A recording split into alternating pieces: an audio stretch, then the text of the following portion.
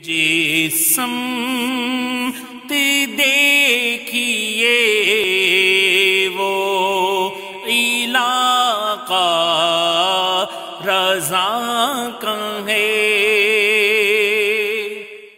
बिस्मिल्लाहिर्रहमानिर्रहीम। अस्सलामु अलैकुम वरहमतुल्लाहि वबरकातुह। मोहतरम नाज़रीन किराम, सिलसिला आला हज़रत के खुलफ़ा के साथ आपका मेज़बान शाहरुख फ़िरोज़ कादरी हाज़िर खिदमत है। जैसा कि आप जानते हैं कि इस सिलसिले में हम सय्यदी आला हज़रत इमाम अहले सुन्नत नव्वरल्लाहु मरकदहू के अज़ीम खुलफ़ाए किराम का तज़किरा करते हैं। उनके सीरत व किरदार के हवाले से इस सिलसिले में गुफ्तगू की जाती है। आज की इस खुसूसी नशिस्त में तज़किरा किया जाएगा खलीफ़ा आला हज़रत जनाब मौलवी सैयद मोहम्मद हुसैन मिरठी रहमतुल्लाहि ताला अलैह का, कि जो सय्यदी आला हज़रत अलैहिर्रहमा के खलीफ़ा हैं। और आज की इस खुसूसी नशिस्त में गुफ्तगू करने के लिए हमारे साथ मौजूद हैं मुमताज़ आलिम दीन हज़रत अल्लामा मौलाना काज़ी सैयद मोहम्मद इरशाद कादरी दामत बरकातुहुल आलिया। हज़रत अल्लामा मौलाना सैयद मोहम्मद हुसैन मिरठी रहमतुल्लाहि ताला अलैह के पोते हैं। और आज हम स्टूडियो के बजाय हज़रत की रिहाइशगाह पर ये रिकॉर्डिंग कर रहे हैं। तो इस सिलसिले में आज गुफ्तगू का जो सिलसिला होगा वो हज़रत से होगा, और गुफ्तगू होगी खलीफ़ा आला हज़रत और हज़रत के दादा मौलाना सैयद मोहम्मद हुसैन मिरठी रहमतुल्लाहि ताला अलैह के हवाले से। आइए गुफ्तगू का आगाज़ करते हैं। अस्सलामु अलैकुम हज़रत साहब। वालेकुम अस्सलाम व रहमतुल्लाहि व बरकातुहू। हुज़ूर खैरियत से हैं? जी अल्हम्दुलिल्लाह अल्हम्दुलिल्लाह। हज़रत, जैसा कि मैंने आपसे ज़िक्र किया और गुफ्तगू होती रही कि सय्यदी आला हज़रत अलैहिर्रहमा के खुलफ़ाए किराम के हवाले से मीम टीवी कनाडा का ये सिलसिला चल रहा है। और इस सिलसिले में सय्यदी आला हज़रत के खुलफ़ाए किराम के हवाले से हम हर एक एपिसोड में एक खलीफ़ा आला हज़रत की सीरत पर गुफ्तगू करते हैं। तो मौलाना मौलवी सैयद मोहम्मद हुसैन मिरठी अलैहिर्रहमा आपके दादा के हवाले से हमें कुछ बताइए कि हज़रत का क्या ख़ानदानी पस मंज़र है और क्या हज़रत के हालात व वाक़ियात हैं। माशाअल्लाह, सबसे पहले तो मैं मुबारकबाद पेश करता हूँ कि मीम टीवी की ये काविश न सिर्फ ये कि यगाना है बल्कि बहुत अहमियत की हामिल है कि किसी भी हस्ती को अगर आप परखना चाहें जो इल्मी लिहाज से या रूहानी लिहाज से किसी मर्तबे पर फाइज़ हो, तो उसके खुलफ़ा को आप देखें कि उन हस्ती ने किन हस्तियों का इंतखाब किया अपनी खिलाफत के लिए। ये इंतखाब ही आपको जवाब दे देगा कि वो उस हस्ती का इल्मी मकाम क्या है और रूहानी मकाम क्या है। आला हज़रत ने जो इल्मी मकाम हासिल किया, जो रूहानी मकाम हासिल किया, इस वक्त उस पर गुफ्तगू करने का मौका नहीं है। वो असर मिन शम्स है और सारी दुनिया आला हज़रत के उस मकाम से वाकिफ़ है। हम गुफ्तगू कर रहे हैं और ये बहुत ही काबिल सताइश अमर है मीम टीवी का और शाहरुख साहब आपका कि आपने इसके लिए मेहनत की और तैयारी की और मुझ तक पहुँचे। तो आला हज़रत के खुलफ़ा की ख़ासियत ये है कि वो सब के सब आलिम दीन हैं। जी जी बिल्कुल। सब मुस्तनद उलमा को ही आला हज़रत ने खिलाफत अता फरमाई। न सिर्फ मुस्तनद उलमा बल्कि जो मैदान कार के शाहसवार थे। मैदान कार से मेरी मुराद ये है कि अहले सुन्नत के अक़ीदे की तरवीज के सरकर्दा अफराद को आला हज़रत ने खिलाफत अता फरमाई। जी जी बिल्कुल। उसमें उलमा भी हैं, मुबल्लिगीन भी हैं, जैसे मौलाना अब्दुल अली मेठी साहब इंटरनेशनल लेवल पे वो मुबल्लिग थे। बिल्कुल। तो आज जो है ये उन्हीं के हम असर हैं। मेरे दादा मौलवी सैयद मोहम्मद हुसैन बरेलवी मेठी सुम्मा अजमेरी, क्योंकि पैदाइश और रिहाइश हमेशा से बरेली में ही रही मेरे दादा की। अच्छा। और हमारे दादा का ख़ानदान बरेली में ही आबाद था। और मेरे दादा के वालिद बड़े अक़ीदतमंद थे और मेरे दादा की वालदा भी आला हज़रत से मुरीद थी और बरेली में पैदाइश हुई। वहीं तालीम आला हज़रत के तवस्सुल से और उनके ज़रिए से इब्तिदाई तालीम के सारे मराइल मेरे दादा ने बरेली में ही तय किए। 21 बरस उम्र में छोटे थे आला हज़रत से, लेकिन मेरे दादा ने ख़ुद मुझे बताया कि 21 बरस या 20 बरस के करीब वो सोबत में रहे आला हज़रत की। तो इतना फ़र्क था उम्र में जैसे बाप और बेटे का होता है, लेकिन इसके बावजूद तमाम ज़िंदगी आला हज़रत ने मेरे दादा का नाम नहीं लिया। हमेशा ये फरमाया सैयद साहब, सैयद जी जी सैयद साहब, कभी नाम नहीं लिया। इस तरह सिखाया कि सादात किराम का अदब क्या होता है। मेरठ की जो निस्बत है वो भी आला हज़रत की वजह से है। हालांकि बरेली के रहने वाले थे, मेरठ आला हज़रत के कहने पर उन्होंने हिजरत की कि मौलाना अब्दुल अलीम मेठी तन्हा हैं, वहाँ देवबंदियत बहुत फैल रही है, वहाबियत फैल रही है, बदअक़ीदा लोग काफ़ी फैल रहे हैं, तो वहाँ मकामी एक फ़र्द ऐसा मजबूत चाहिए जो वहाँ मुकाबला कर सके। तो आला हज़रत के कहने पर वो मेरठ शिफ्ट हुए। फिर तकरीबन 40 साल मेरठ में ही रहे। जी जी। और मेरठ से ही हिजरत की। माशाल्लाह माशाल्लाह। जैसा कि कुतुबे सीरत में भी हज़रत के वाक़यात से मुताल्लिक़ ये बात मिलती है कि सैयद साहब की विलादत जो है वो बरेली शरीफ में हुई, और फिर जब मेरठ तशरीफ़ ले गए तो जामा मस्जिद खैरुल मसाजिद के हवाले से जो है वाक़यात मिलते हैं कि वहाँ से आप मुंसलिक रहे और उसी मस्जिद को आबाद किया। हज़रत सैयदी आला हज़रत अलैहि रहमत की खिदमत में मौलाना मौलवी सैयद मोहम्मद हुसैन मेरठी रहमतुल्लाहि ताला अलैह रहे, तो ये कितना अरसा तारीख़ में मिलता है और क्या हालात थे और कैसे मामलात रहे उस वक्त में? एक तो ये बात समझ लीजिए कि मेरे दादा आलिम दीन होने के बावजूद उनका जो ज़रिए आमदनी था वो मज़हब नहीं था। वो एक बहुत बड़े बिजनेसमैन थे और उस वक्त के वो लखपति थे, 150 बरस पहले के वो लखपति थे। और आला हज़रत की तरबियत की बिना पे उन्होंने मसलक पर अपनी दौलत का यानी बग़ैर किसी तंगी को महसूस किए बेपाया सर्फ किया अपनी दौलत को मसलक की तरवीज के लिए, और उसी बिना पर वो आला हज़रत के कहने पर मेरठ शिफ्ट हुए।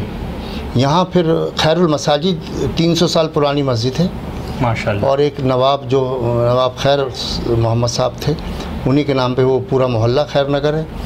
वो मस्जिद मैंने देखी है, मेरठ में गया हूँ 2006 में। अच्छा, तो उस मस्जिद को आबाद किया।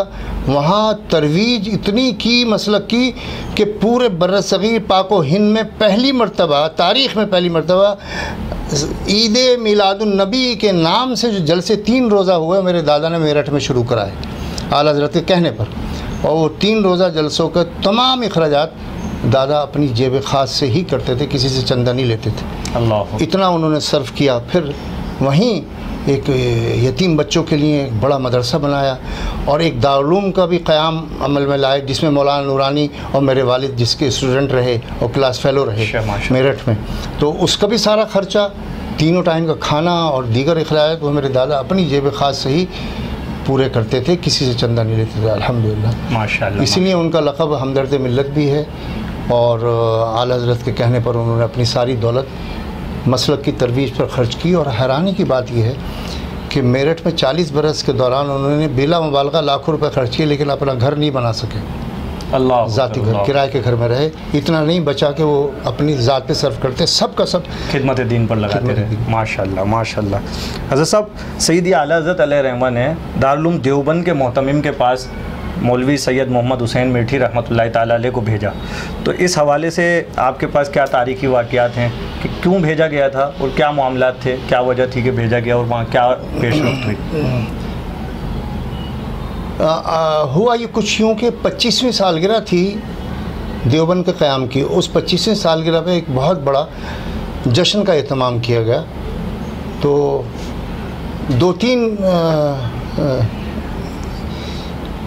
ऐसे मसाइल थे जिनकी बिना पर आला हज़रत ने मेरे दादा की ड्यूटी लगाई।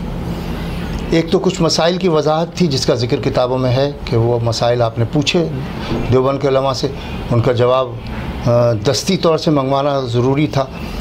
दूसरी जो ज़रूरत जो किताबों में आमतौर से नहीं मिलती वो 2 थी। एक तो ये कि तमाम तकारीर जो है वो आप रिकॉर्ड करके लाएं, यानी रिकॉर्डिंग तो नहीं थी उस वक्त, हाथ से तहरीर करें, लिख कर लाएं। जो भी आलिम तकरीर कर रहा है वो क्या कह रहा है, ताकि मैं उसका जवाब तैयार कर सकूं और उनकी बातों को मैं एग्ज़ामिन कर सकूं, ये लोग क्या बोल रहे हैं। सही। तो वो तकारीर लिख के लाएँ। और ये एक सवालनामा आला हज़रत ने ये भी उनको साथ दिया। दूसरे एक किताब थी जो दारुल देवबंद की लाइब्रेरी में थी, वहाँ से रेफरेंस दिया था आला हज़रत ने मेरे दादा को कि वो रेफरेंस नकल करके लाएं। तो मेरे दादा से वो रेफरेंस का पर्चा गुम हो गया, तो फिर वो बहुत परेशान हुए, लेकिन उन्होंने उसका हल इस तरह निकाला, क्योंकि वो बहुत बेहतरीन ख़त्तात थे।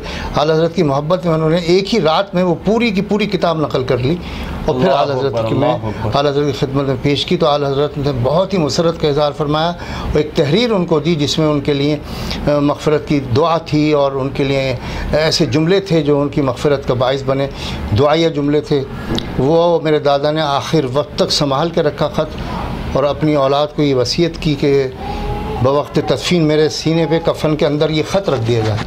अल्लाह अकबर। और फिर ऐसे किया गया। सन 64 में उनकी तदफीन के वक्त वो ख़त कफ़न के अंदर रख दिया गया उनके सीने पर। अफसोस इस बात का है कि हमारे पास उसकी कॉपी नहीं हो सकी, उस वक्त फोटो स्टेट भी नहीं थी, लेकिन खुशनसीबी ये है हमारी कि हमारा दादा की ख्वाहिश पूरी हुई और उनके सीने पर वो ख़त रख दिया गया। माशाअल्लाह।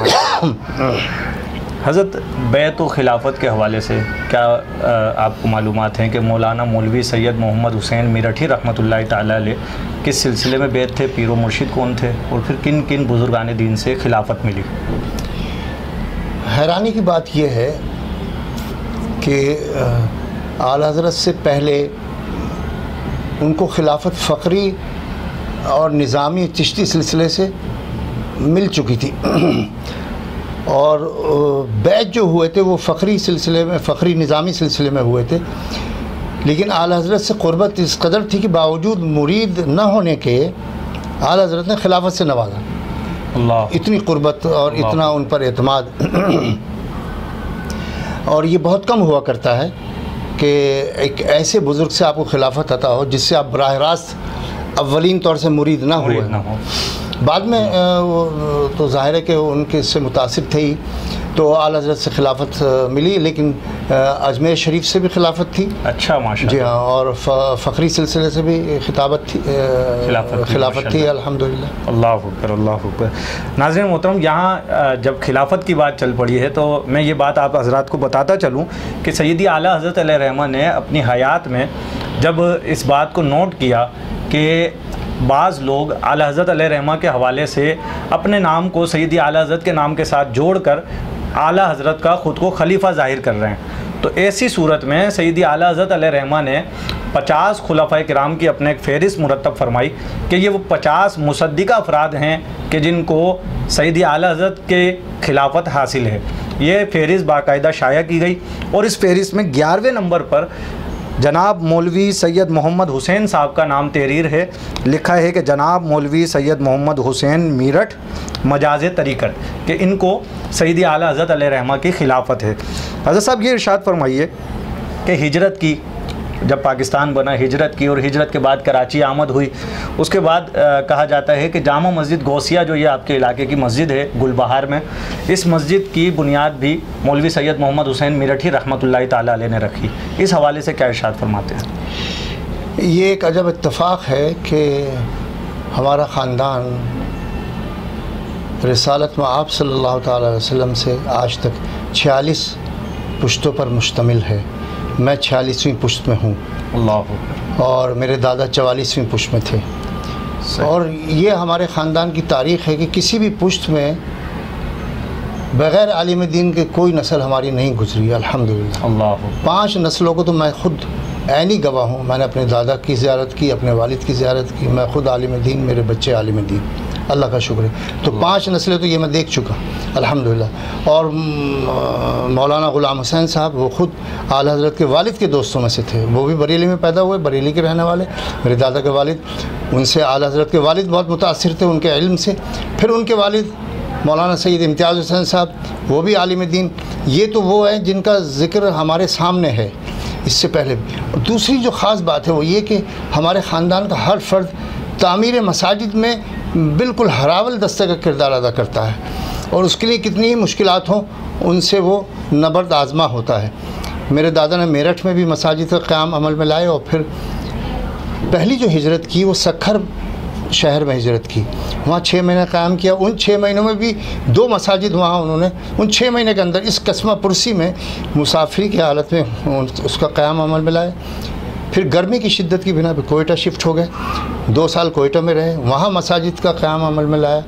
मदारिस बनाए और तरवीज का काम किया। फिर एक हादसे की बिना पे इलाज के लिए कराची तशरीफ़ लाया 1950 के करीब में। फिर यहाँ से वापसी मुमकिन ना हो सकी। फिर यहीं गुलबहार का इलाका जो बिल्कुल वीराना और जंगल था, यहाँ कुछ क्वार्टर फ़ौजियों के लिए बने हुए थे, जिनको 400 क्वार्टर के नाम से याद किया जाता है। कच्चे मकानात थे वीराने में बिल्कुल, तो वो मुहाजिरीन के लिए पीर इलाही बख्श साहब ने वक्फ़ कर दिए। उसी में से एक क्वार्टर में जो जिसकी छत कच्ची थी और बाकी पूरा मकान कच्चा था, उसी में उन्होंने क़याम फरमाया। और फिर पहली फुर्सत में जो खाली जगह थी वहाँ कुछ पैसे इकट्ठे करके बांस और चटाई से उस मस्जिद की बुनियाद रखी। बिराई नहीं, बांस और चटाई के साथ। उसकी छत भी चटाई की थी।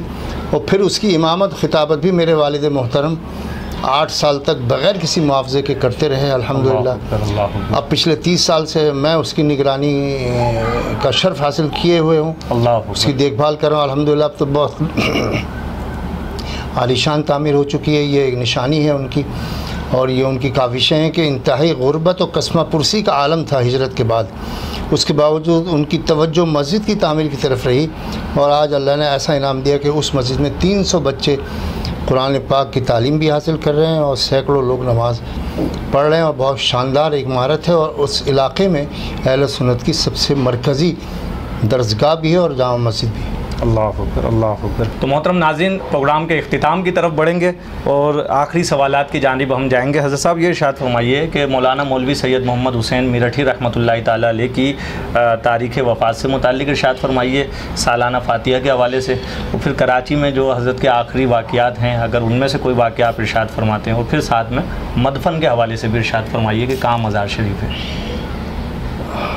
ये अल्लाह का बड़ा एहसान है कि मुझे 9 साल उनकी सोहबत में और उनकी गोद में उनके साया आतिफत में गुजारने का शर्फ हासिल हुआ। माशाअल्लाह। ये उम्र ऐसी नहीं होती कि बहुत ज़्यादा सवाल जवाब किए जाएं, लेकिन इतनी ज़रूर है कि मुझे बातें उनकी जो बराह रास्त मेरे मुशाहिदे की हैं वो मुझे याद हैं, और जो मेरे वालिद ने मुझे बताई और दादा के ज़रिए मुझे पता चली वो भी मुझे याद हैं।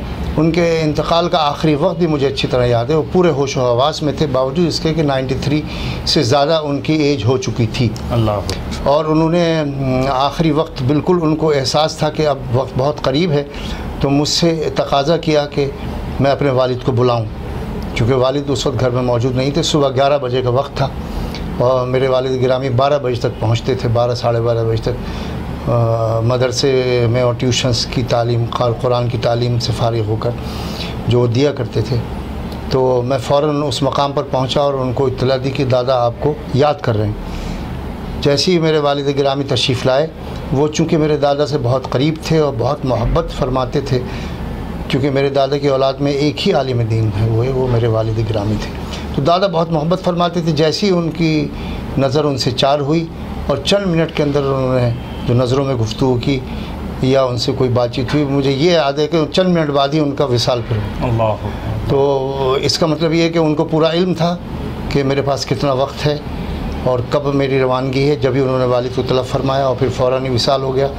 ये 26 दिसंबर 1964 की बात है, और ये अल्लाह का करम है कि पापोश नगर कब्रिस्तान में तदफीन हुई। अब वो वहीं वालिद गिरामी की भी तदफीन हुई, वालदा मोहतरमा की तदफीन हुई, और दीगर हमारे मेरी दादी मोहतरमा की तदफीन हुई। सब एक ही जगह है अल्हम्दुलिल्लाह। और वो उनका मज़ार पापोश नगर नाज़िमाबाद कब्रिस्तान में अल्हम्दुलिल्लाह मौजूद है। हम लोग उनके उर्स का कोई बड़ा प्रोग्राम तो नहीं कर पाए, लेकिन फातिहा तो घर के जितने अफराद हैं ख़ानदान के, वो हर साल उनकी मुनक़िद करते हैं अल्हम्दुलिल्लाह। माशाअल्लाह माशाअल्लाह। तो नाज़रीन मोहतरम, आज गुफ्तगू हुई खलीफा आला हज़रत मौलाना मौलवी सैयद मोहम्मद हुसैन मीरठी रहमतुल्लाहि ताला अलैह की सीरत मुबारक पर, और ये हमारे प्रोग्राम की आज इनफरादी नशिस्त हुई कि जिस खलीफा आला हज़रत के हवाले से आज हम गुफ्तगू कर रहे हैं, उनके पोते हमारे साथ बनफ़्स नफ़ीस मौजूद रहे और उनकी रिहाइशगाह पर ही ये रिकॉर्डिंग की गई। इंशाअल्लाह आला हज़रत के खुलफ़ा की इस सीरीज़ के अगले एपिसोड के साथ फिर हाज़िर होंगे। अपने मेज़बान मोहम्मद शाहरुख फ़िरोज़ कादरी को दीजिए इजाज़त। अस्सलामु अलैकुम वरहमतुल्लाहि वबरकातुह।